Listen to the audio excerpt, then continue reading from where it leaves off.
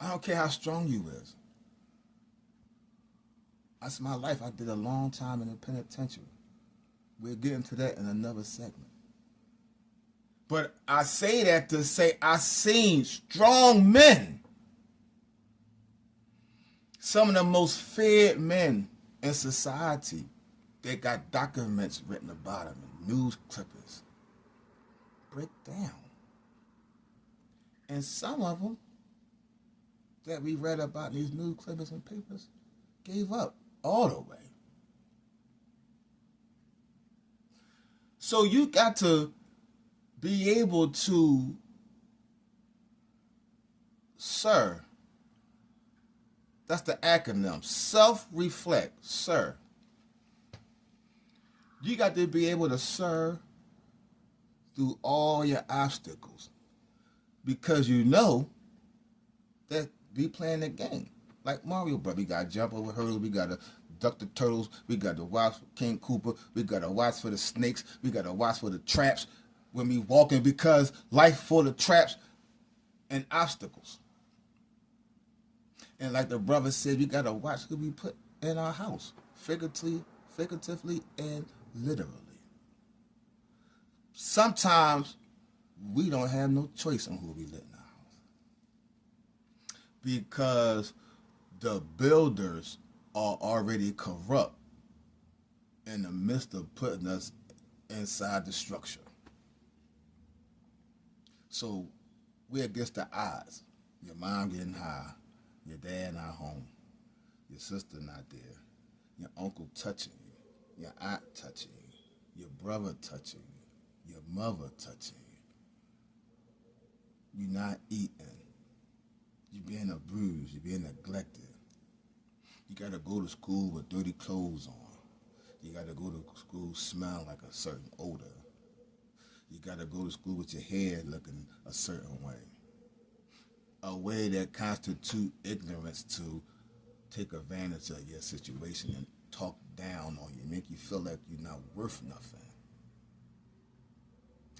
And then you come to the place of solace, that place of islah, rectification, the place that you're supposed to feel secure in, called home. To hear your mother or your father tell you, you bother me, I wish I never had you, you took so much from me, and I sacrificed so much, now I got to struggle to take care of you, and they made you the blame for their fun activities whenever they chose to years ago before you was here that caused you to be here. And then they chose to keep you and then talk bad about you and act as if they did you a favor because they put you here. You ain't asked to come here. And they throw it in your face. I'm talking from personal experience.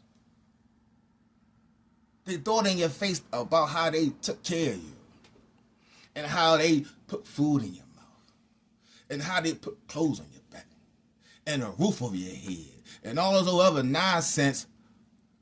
And I used to get a beating because I used to say, well, you told me to learn and listen and pay attention to life.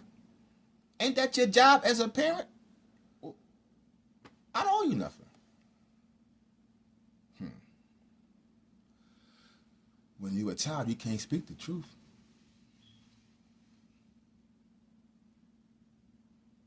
Parents, you gotta allow your children to tell you what they really feel about you. You got to give them a grace period. You got to give them protection, a free pass to express themselves. Because you might be taking them, buying them all they want, doing all this stuff for them. I don't know why he complaining. I take him here, I do this, I do another. But you might be, you might not give him a hug. You might not say good job. You might not just rub up them and rub their head and kiss them on the forehead and just say I love you. Our children are desensitized from killing because they don't know what affection is. So how can they differentiate between the two? When some of them now don't even know what it felt like to be hugged and told I love you. I know this because I work with them. And I give them what they say they never had before.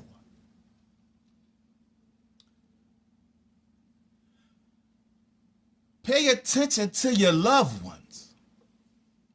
If they really your loved ones. Because love is observant.